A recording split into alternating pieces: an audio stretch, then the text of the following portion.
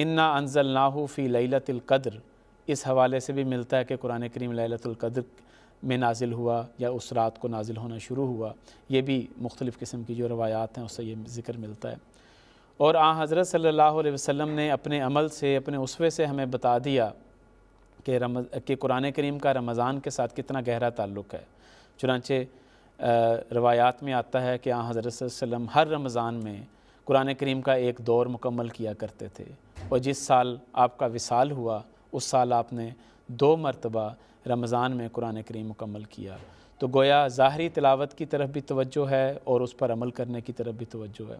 حضرت مسیح موعود علیہ السلام کا بڑا پیارا ایک ارشاد ہے۔ حضور فرماتے ہیں کہ قرآن کریم ایک ہفتے میں انسان کو پاک کر سکتا ہے اگر کوئی صوری اور معنوی اعراض نہ ہو۔